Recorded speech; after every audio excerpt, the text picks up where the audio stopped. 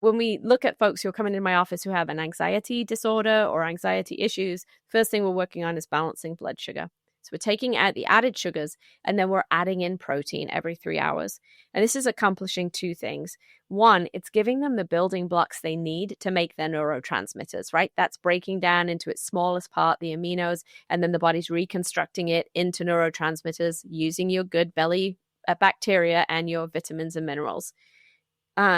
It is also keeping blood sugar stable because it does not elicit an insulin response and it doesn't spike blood sugar. Today I'm here with Jayne Reynolds. She is a board certified holistic nutritionist, level 2 certified nutrition recovery coach, and Amen Clinic's certified brain health professional. Her ultimate goal is to revolutionize how we think about and approach mental health while helping her clients restore their quality of life with simple and diet and lifestyle changes. Thank you so much for joining us today, Jayne.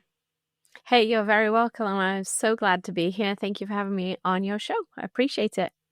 Absolutely. I'm super excited. Can you give us a little bit of a background of yourself and how you came about creating this career for yourself?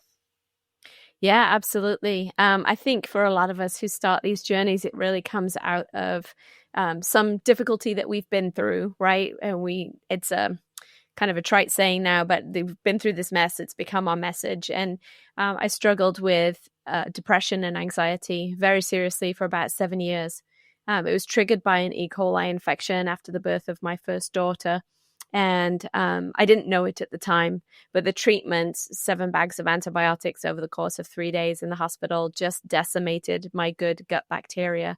I had no clue at the time, which makes me feel old today, but I had no clue at the time how impactful our gut bacteria is for our emotional well-being. And so it started me on this downhill, slippery slope into depression and anxiety that just got worse and worse and worse over the 7 years. And I was doing all the things. I was doing medication and I was doing therapy and trying to get it all worked out. And it just wasn't resolving any of the issues. And a friend recommended that I go and see a naturopathic physician. And she was the first person to say, let's stop and take a look at your neurotransmitters and see what they're actually doing and support them appropriately. So that helped some. But by far and away, the biggest difference that was made was a chiropractor who suggested that I went gluten-free for just gut issues that I had going on. And going through that process within about, it took me about 2 weeks to really commit to do it. It's a huge thing. It's in everything. It's ubiquitous. It's used in so many of our ingredients and recipes. So I quit using it. And about a week later, I woke up and I thought, oh my goodness me, I haven't had a panic attack for a whole week. And I had been having 3 or 4 a day for at least the last year. And they'd been building an intensity up to that. And so all of a sudden they were gone. And the only thing I had changed was taking gluten out of my diet. And it made me wonder what else I was missing. And so it sent me on this trajectory of figuring out why my diet was influencing my mental health so much, which really comes down to gut health, as I learned as I went on. And so I went back to school. I got board certified in holistic nutrition, like you said, went through the Academy for Addiction and Mental Health Nutrition. And then on last year, finished up with Amen Clinics, studying their program and just doing a deep dive into how our brain is impacted by the everyday choices that we make and don't think anything about, right? That's incredible. Thank you for sharing your background and how you came across this journey. And thank you for being vulnerable because I think that's a huge part is also being vulnerable and understanding that there is an issue and you reached out for help, which is also a really vulnerable and valuable thing as well. I think a lot of times when we're faced with a challenge, we're actually afraid to reach out for help because we don't want people to think that we're struggling with something like depression or anxiety. So, what did you feel like? How did you feel when you were going through a depressive phase? Did you feel like you were able to communicate with people, or did you feel like kind of shame around it? I was scared more than anything of the outcome, what would happen if I told somebody that I was struggling with those things. At the time, we had twins very, very quickly after we had our first one. So, our twins were born when my eldest was 13 months old. So I had three little tiny children. And as these things were escalating, sort of as they were getting a little bit older, I was concerned that if I reached out to somebody and told them that I was struggling, that they would actually take my kids off me, they sort of lock me up and throw away the key, right? Put me in inpatient for days or weeks or months at a time and take away the very things that were kind of keeping me going through the day. My husband was well aware these things were going on, and I was calling him home for help more and more and more. And I did get help from my regular physician, just like PCP, primary care doctor. I did get help from him. Just kind of said, listen, I think the kids were about 3, where I was like, I don't think everything's right. But also, like, I'm at home all day long with these tiny little people who I love them to death. And it's incredibly demanding and very hard work to just show up and parent and keep your calm and your peace, like, through that whole process, right? And so I was like, I just feel like something's off and maybe I need some support. And he very easily wrote the prescription for the antidepressant, and it wasn't a good fit. I mean, it just immediately, within weeks, I was having all kinds of other side effects and symptoms from the medication. So he switched that up. And then as the panic attacks got worse, I ended up under the care of a psychiatrist. And he's the one who put me on benzodiazepines, trying to manage that as well. And then trying to get off of them at some point, feeling like I don't need these things anymore. I want to get off. And then it triggering a whole new experience going through withdrawal. And I didn't know what withdrawal was. We didn't really have the internet to go searching and say, Google, Dr. Google, what are my symptoms? What am I going through? And it just felt like a very lonely road. And the psychiatrist was kind of like, if you want to quit, then just cut it in half this week, cut it in half again the next week, cut it in half, and you'll be fine. And we know now that, benzo tapering and even SSRIs, like, the tapering needs to be a much longer process. And it ended up taking me 6 months to get off my SSRIs successfully. And it ended up taking me more than a year to get off my benzos. I mean, once you're on them, it can be very difficult to get off. So I digress, but it was it felt scary. I didn't want to give over control of my physical body to somebody else, but I wasn't entirely sure what my mind was doing either. And to not feel in control of this space inside your head, which commands and controls everything that you're doing inside with your body, really felt very unnerving. It was a very insecure feeling. Something that you said that really spoke out to me was the control of, like, your thoughts. And because if you've been on this medication and then you're planning to get off of it, what was that process like for you with the side effects? Because that's also plays a huge role from taking prescriptive medication to taking the more holistic route. So can you take us through that and how that was for you? Yeah, I was very fortunate because I had a naturopath who I was working with alongside the psychiatrist. So this psychiatrist really didn't have anything to support except stop taking it incrementally and you'll be fine. The brain zaps and not feeling like myself, especially on the SSRIs, lasted, like I said, for a good 6 months. But the naturopath was there to help shore up and come alongside and give support through that process. So every time we cut the benzos, just a little bit, I mean, I was like taking fractions of powder by the time we were down to the end of that. And now they can do that by liquid titration. There are organizations that will titrate that down to like drops inside a dose. But at the time, we were just cutting those pills up into teeny tiny things. And then she'd say, okay, for the next 3 days, I want you to go and take ginger and Epsom salt baths. And it's going to help with, detoxing the body and supporting the body. You're going to feel tense because benzos support the GABA pathway. You're going to feel tense and you're going to have all this muscle aches. And that's okay. It's okay to feel like this because you're going to get to the other side of it. And so you can take a hot bath and it's going to help relieve some of that tension. The magnesium is going to support the GABA pathway and you're going to feel better. The ginger is going to help with the pain that you're going through. So she was very, very instrumental in helping through some of those pieces. But I really had to do a lot of reckoning. I had numbed my feelings for a long time. I mean, by taking the medication, it just kind of kept me on this even keel where I didn't have to process anything.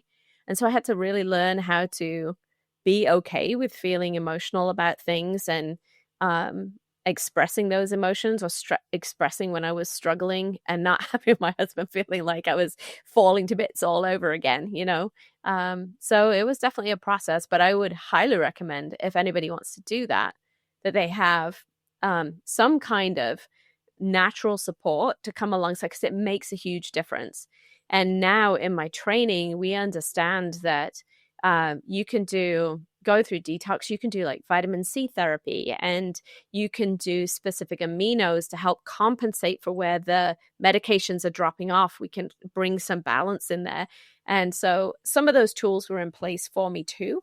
And all of that made it possible. We know now that, if you take omega-3s, it can really help with those brain zaps. So there's all kinds of different things you can do to help support yourself along that journey. But it's a big deal to take on to get on off of some of that stuff. Yeah, that's really great advice. I like how you encourage people to have a naturopath alongside to start that process of switching out from prescription medication to taking the more holistic route. I think that's really great to have both of them so you can get Mm-hmm. both perspectives and start Yep. balancing it out. Can you explain to us how our gut health impacts our brain health? Oh yeah, absolutely. Lots of different ways. So, we are really sort of one walking, talking, digesting organism. We have a brain that kind of controls the command center, is the command center, right, of the rest of our body. And then the rest of the organs inside your torso really are all about digesting. So your stomach's breaking down your proteins, your small intestines are helping you to absorb your nutrients, your large intestine is processing out waste. We've got a gallbladder providing bile that helps to sequester toxins and take them out of the body. The whole body is working as a well-oiled machine most of the time to do all of those things. When it starts to break down because of disease and dysfunction or medications sometimes, it can start triggering problems. We start seeing low levels of the good bacteria that we need. 60 to 70% of your serotonin, maybe even up to 90%, is actually generated in the digestive tract. And they've shown in rat models that if they lower that, there are people that will tell you that doesn't really cross the blood-brain barrier and doesn't impact the blood-brain barrier. We have done studies on rats and shown that when we reduce the serotonin in their gut, they end up being very depressed. So we know it impacts the way that our emotions are functioning. And a large percentage of our dopamine is made there. And then the microbes also help to create our GABA receptors. So our GABA helps with the feelings of peace and calm. If we're struggling with overwhelm, then our GABA is probably under stress. And that those pieces are all made inside the digestive tract. And that is dependent on the entire process working well. So you need a good amount of stomach acid to break down your proteins. You need those proteins broken down into their smallest parts so that your body can turn them into neurotransmitters. You need a small intestine that's functioning well and absorbing all your vitamins and minerals because they are used as cofactors with your amino acids from the proteins to help make your neurotransmitters. And then we need all these good probiotics, which are dependent on the level of stomach acid that you have. That helps control the pH throughout the entire digestive tract and keep infections at bay. So all of those pieces are working together to help support a healthy mind. And then we know that there are disease processes like celiac disease in autoimmune where and gluten intolerance through leaky gut and some of those other issues that can drive brain inflammation and start causing depression and suicidality as well. That's been well studied. We know that dairy can, once it's being digested, can also trigger, crosses the blood-brain barrier and causes casomorphines and gliomorphines in the brain, which can affect mood and behavior as well. So everything we're digesting, everything we're working on, and the way that our gut is functioning is affecting the way that our brain is working. That's so interesting what you say about dairy because I know if I have too much dairy, I totally feel a change in my mood. For example, if I have like yogurt and then a liquid probiotics and then a coffee, then I just feel like I need to go for like a long walk because my Mm-hmm. mind is always running and it's like thought after thought after thought. And then I just feel the difference if I don't intake as much dairy. This is a little side topic, but I remember when I was in high school, I actually injured my disc between my L4 and 5, and it just Okay. got pressed down. And my personal trainer told me to take out dairy. And when I took out dairy for 1 week, I felt like completely brand new. But then when Mm-hmm. I started eating dairy again and incorporating it into my diet, I would start to feel that pain again. So it's so interesting how that plays a role. When Yes. it comes to choosing nutrients and healthy foods, what kind of foods do you recommend that support brain health? Yeah, so we do a couple of things. The first thing we do is take out the things that are not supporting your brain health. Cleaning those things out is really important. And that starts with, you talked about dairy sensitivity, gluten sensitivity. We do testing for food sensitivities to figure out whether or not they're driving some of this inflammation in the body that could be impacting the way the brain is functioning. And I have seen, gluten, dairy, and eggs tend to come up at the top of the list.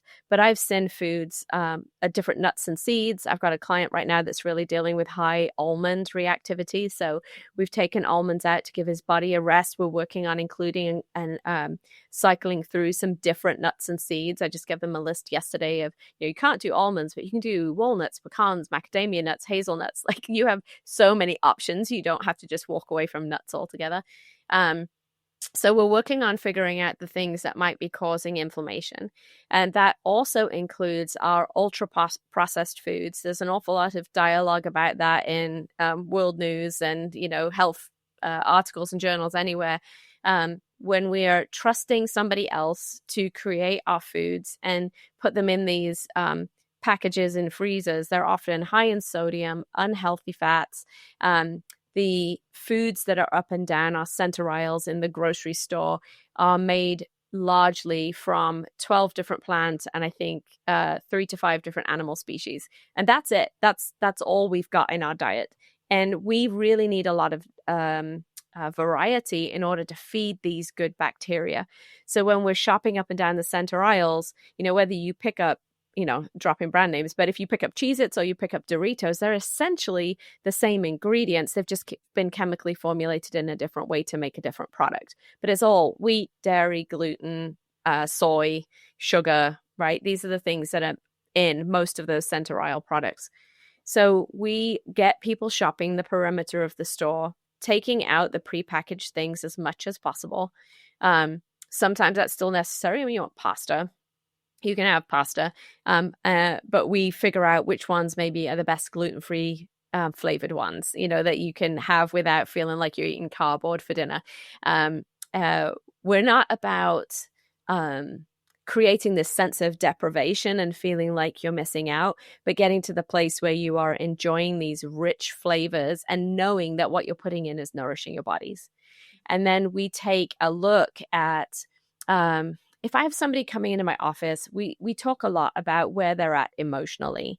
So if you are struggling with feelings of grief, being unable to let go of things, then we start looking at the traditional Chinese medicine.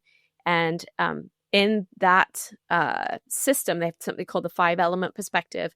This tells me, those emotions tell me that the thyroid, the large intestine, and the lungs are usually struggling.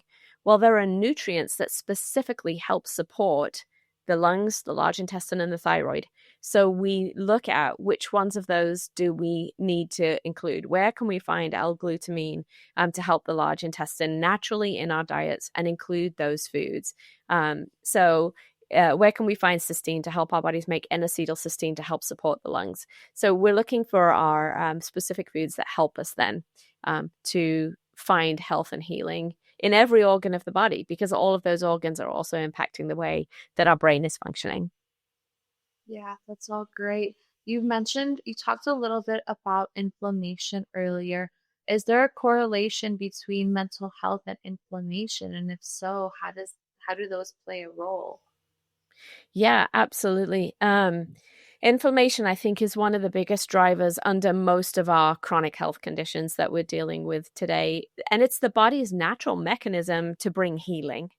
But we are so assaulted all the time by all of these things that we expose ourselves to, that the body is constantly trying to repair itself. Whether you are just in the course of, you've been sitting on a plane for 10 hours and you've been exposed to every kid who was on there with, sitting in a metal tube for 10 hours with all the kids who have brought all their germs on board, or you've been in a environment that's got a lot of heavy metals and your body is working, your immune system is working always to get those things cleaned up. Or maybe you are eating a ton of foods that are highly, we would refer to them as being highly acidic, meaning that they just raise acidity in the body and drive inflammation. And your body's working hard to calm that acidity down, to bring wholeness and healing. Have you been through an injury where you've got scar tissue that is driving up acidity in your body? So all of these things drive inflammation. What we're trying to do is, and one of the biggest drivers is our omega-6 intake. We need a little bit, we really do, but our ratios are all wrong. We need 1 to 1 to 10 to 1 omega-3s to omega-6s. So we need a lot more omega-3 than omega-6. Omega-6 turns on inflammation when there's injury, and omega-3s turn it off. So just simply taking fish oil on a consistent basis, a really good, like pharmaceutical grade fish oil, can help to turn down that inflammation.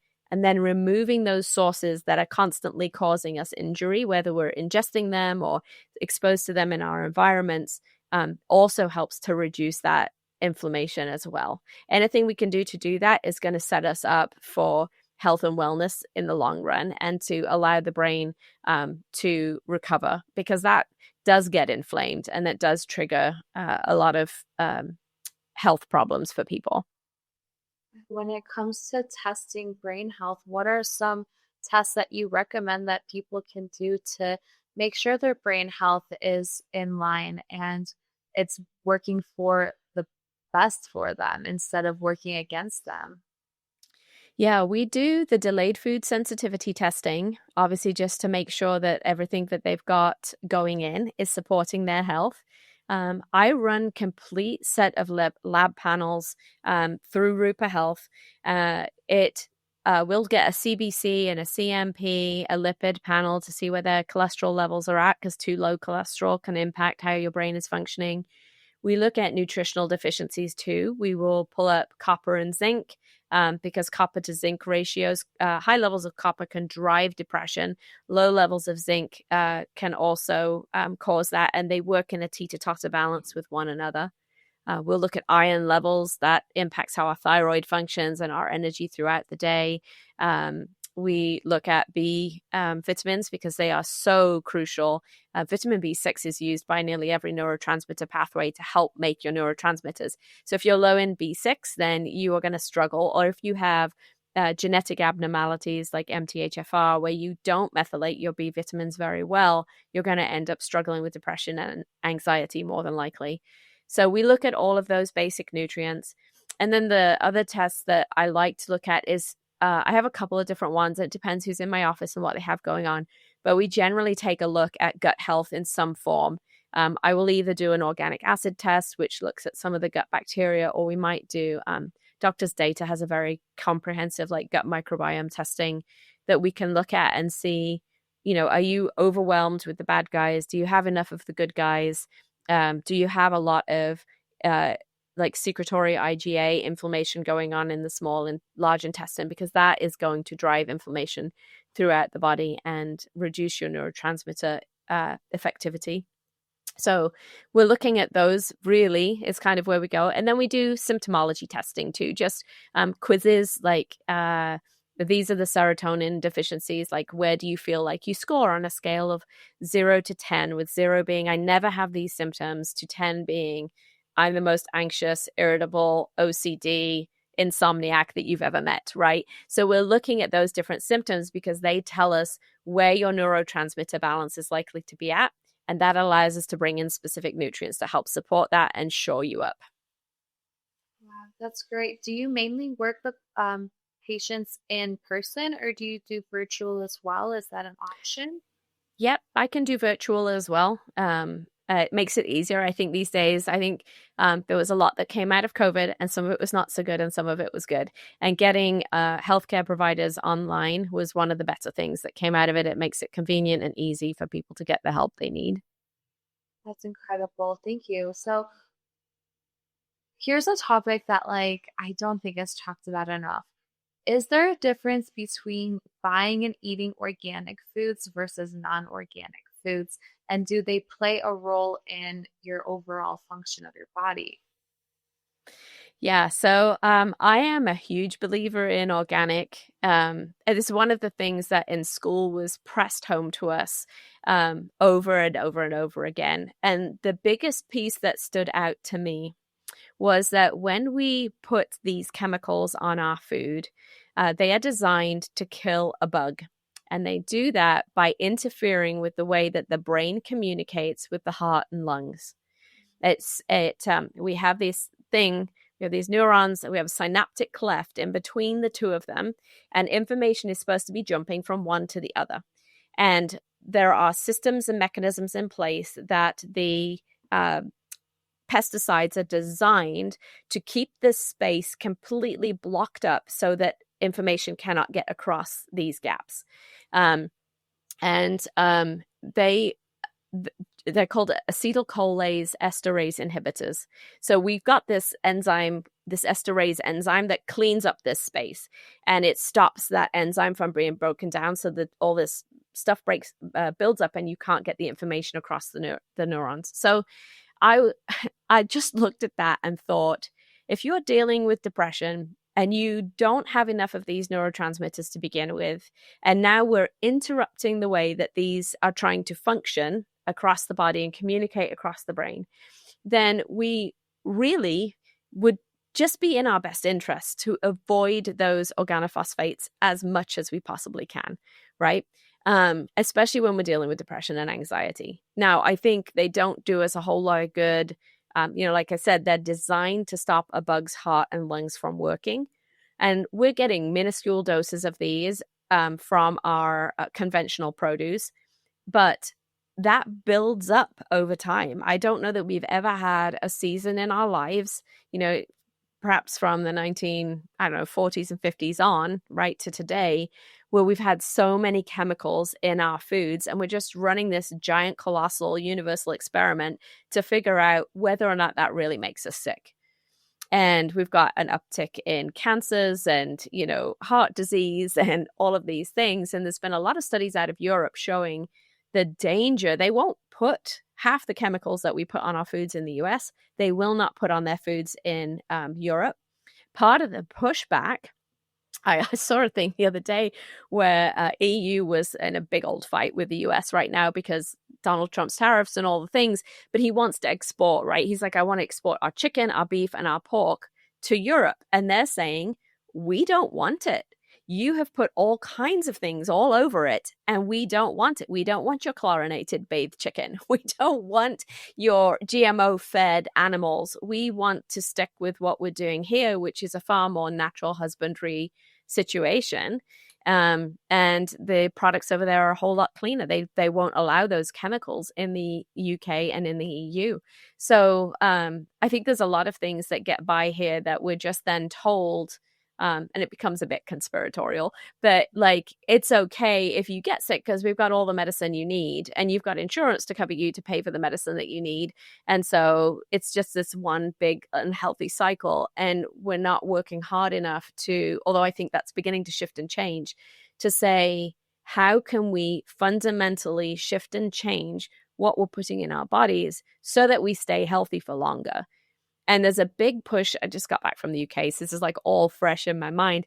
But there's a big push in the UK for preventative care and for preventative medicine because it's a social medicine system. And if you get sick, you cost the government money. So it's in their best interest to help you to reduce your sugar, to make sure that you're eating your vegetables and drinking your water and, making better health choices.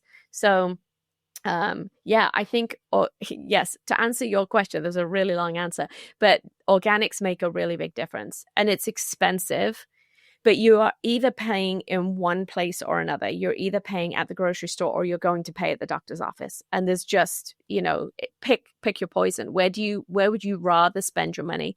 And for me, I'd rather spend it at the grocery store than being in the doctor's office all day long. Completely. I agree with that. I was born and raised in the States, and I've been living abroad for some time now. And I really noticed the difference in the quality of the food. It's mind blowing, actually, because the more that like I would look into it and research about it, the more I would realize how much food in the US is banned in other countries Yes. because of the quality. And it's so interesting that you say that it's in the UK's best interest to have you guys eat more clean and have you eat more healthy and the quality of your foods because it costs the government money. I actually had no idea, but it makes sense because they want to give you guys the best quality of life that you can, especially when it comes to consuming your foods. So that's so huge. Mm-hmm. Yeah, absolutely. It's eye-opening. And when I go home, I mean, there is like aisles with sweets, candies and things like that.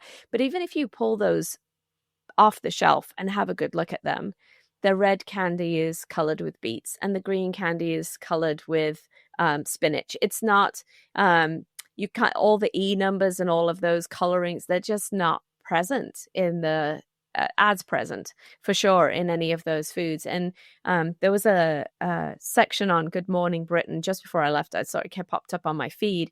And they had a task force that was going and raiding small businesses in the UK and pulling American goods off their shelves. And the woman said at the end, she said, what people don't realize, they want to be part of this, movement online. They see all these foods online. They want to try and experience and be part of that too. But when you pull the canned drink off the shelf and it has EDTA in it, which can cause cancer, she said, we don't allow that in the UK because we don't want you to get cancer. So we're pulling the shelf products off and we'll dispose of them and get rid of them. But we're not going to allow them to be sold in British stores. Wow, that's incredible. I've Yeah. even noticed, like, I've been living in Mexico for the past year, and Mm-hmm. like they really take pride in their traditional food. But if you take this food that they have traditional here and start making in the US, it's like the quality is so different. Like, for example, like they really like chips with like salsa and like different like sauces and toppings on it. But it's actually not as unhealthy as you think because Right. they make everything fresh. Like I can walk outside and I'll see someone making fresh potato chips and selling them fresh versus something that's been sitting in the store for God knows how long. Yes. Yeah. Completely. Yeah, it is absolutely true. And I think there's a lot more in those countries, a lot more push too. We have those street vendors, we have the open markets with all the fresh produce in it. And I certainly, my mom, while I was there, she's like, will you come with me on a walk to the farm shop? And I was like, of course we could go to the farm shop. She said, I love my farm shop now. And it's right at the end of the lane that they live on. And it recently got taken over. It had only been stocked with stuff from the local farmer for a very, very long time, Gwillim's farm. But in the last couple of years, he's sold off a lot of his land and is managing it differently. And so they've brought in more produce, but they bring it in from Europe. But when you walk in there, it's like walking into a mini health food store that is just stocked with all of these wonderful cherries and raspberries and strawberries and oranges and different types of cauliflower and zucchini and cucumbers. And you know, the funny thing is, I think we were there and she's like, I think I'm just going to buy half a cucumber. They didn't need a whole one. So they just bought half a cucumber because you could, you know. And so it's just this delightful, you know, I, I eat very clean at home here in the US, but I went to the UK on vacation and lost 6 pounds because all we're doing is eating these foods that are just meat and fruit and veg. That's all we had for, you know, 2 weeks that I was there, and everything was just free from all these contaminants and rich in nutrients. It made a huge difference. I can relate with that. I always joke if you can't find me, I'm at the market because I just love the markets. Yeah, yeah, that's wonderful. Wonderful. Yeah. Yeah. So, what's the first piece of advice for people that you would give to start taking their dietary nutrition serious? Where would you recommend them to start that journey? Yeah, for us here in the States, there's a couple of things that are really key and important. The first is blood sugar regulation, and the second is protein.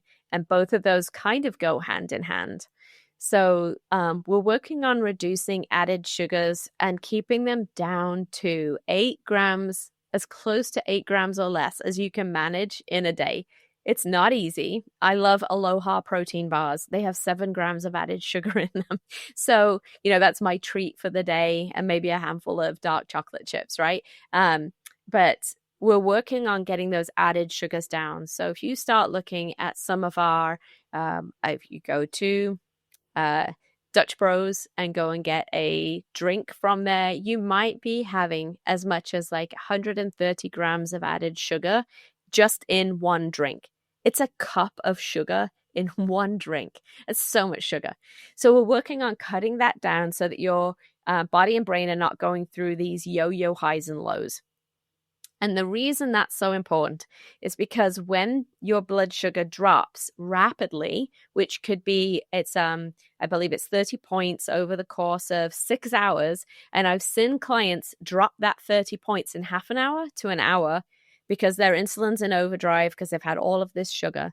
That can trigger the symptoms of an anxiety attack. So the symptoms of an anxiety attack and low blood sugar are identical, just about.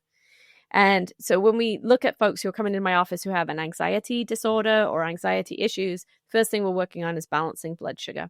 So we're taking out the added sugars and then we're adding in protein every 3 hours. And this is accomplishing two things. One, it's giving them the building blocks they need to make their neurotransmitters, right? That's breaking down into its smallest part, the aminos, and then the body's reconstructing it into neurotransmitters using your good belly bacteria and your vitamins and minerals. It is also keeping blood sugar stable because it does not elicit an insulin response and it doesn't spike blood sugar. It's very, very minimal insulin response.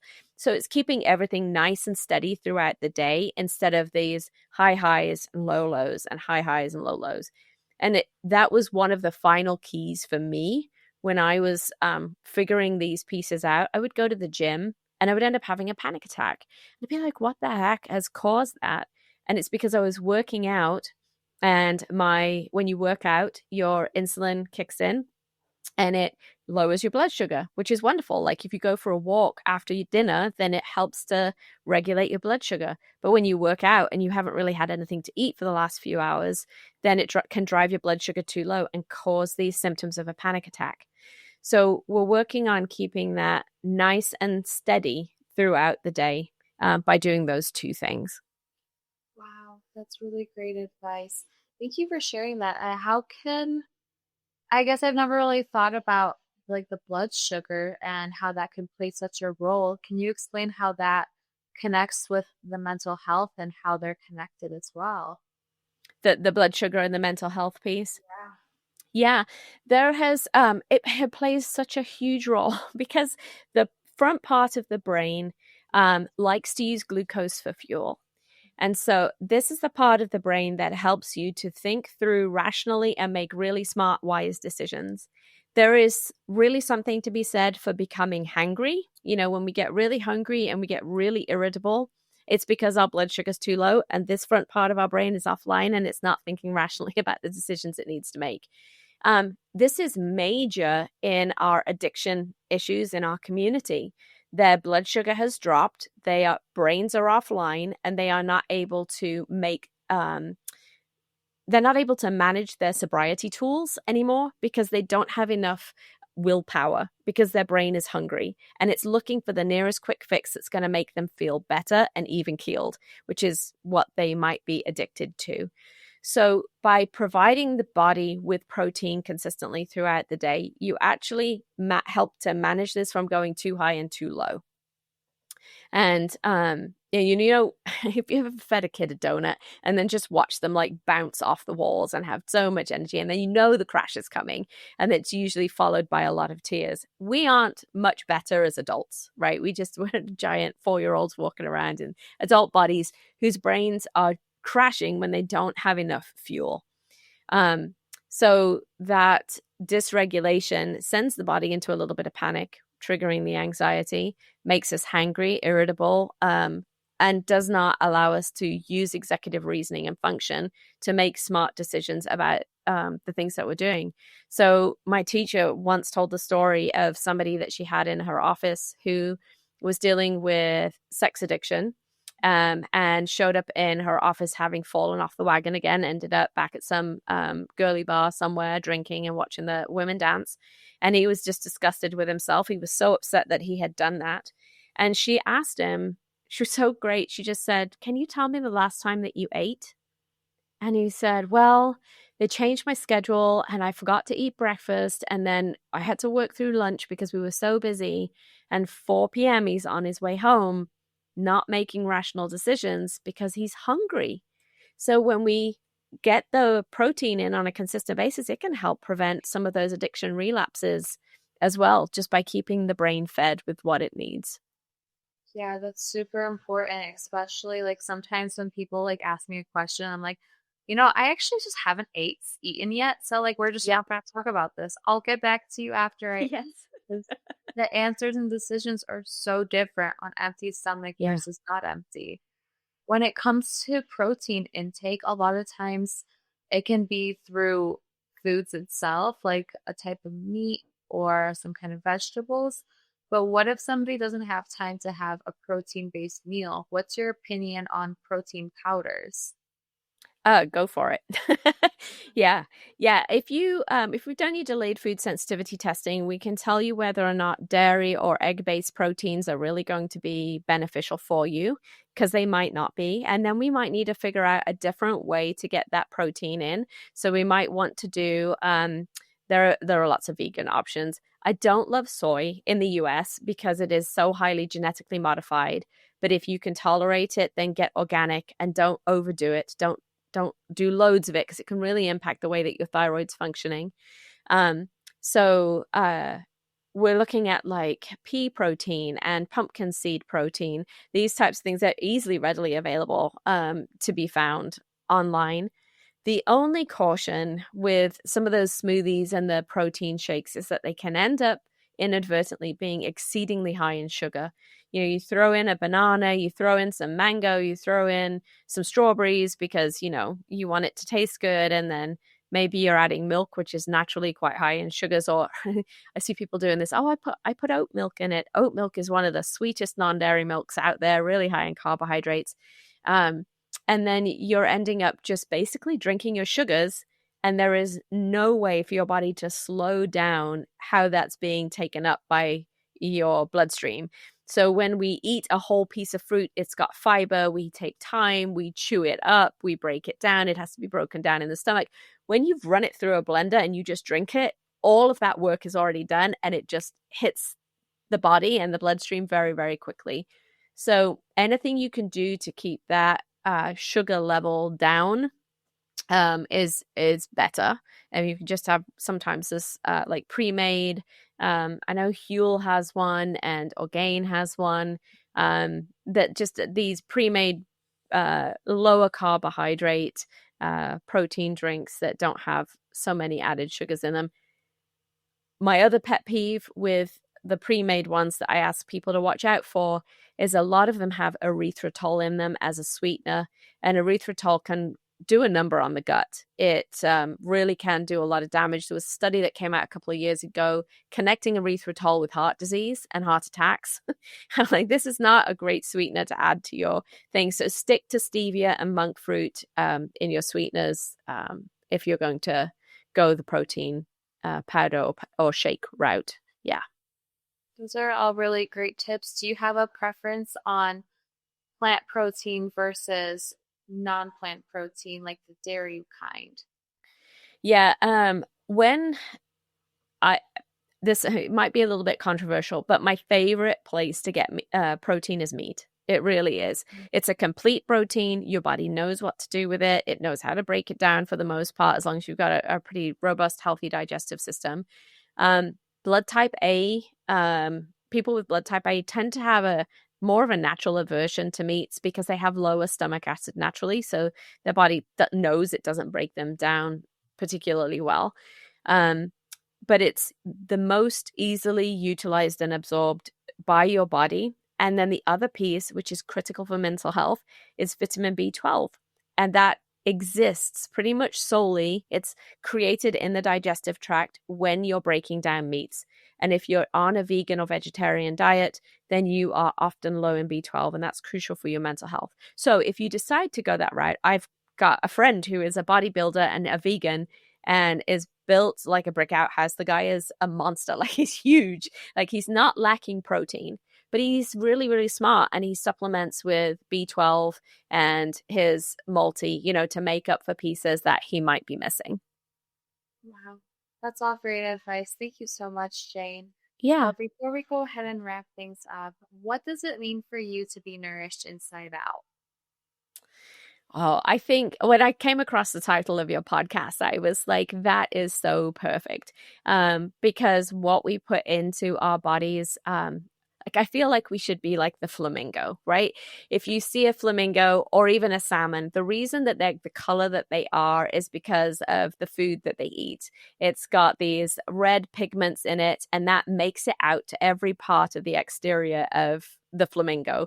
Like, its feathers are pink, its feet are pink, it's, everything about it is pink because of all of the little shrimp that it's eating.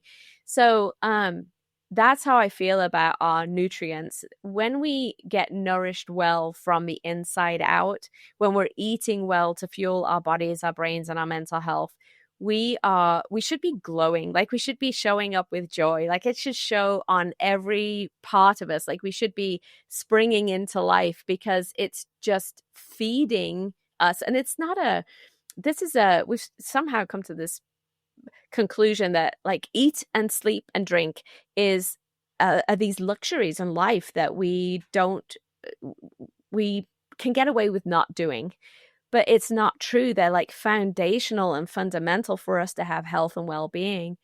And then that nourishment goes one step further, right? We breathe in oxygen. Oxygen is so nourishing to our whole body.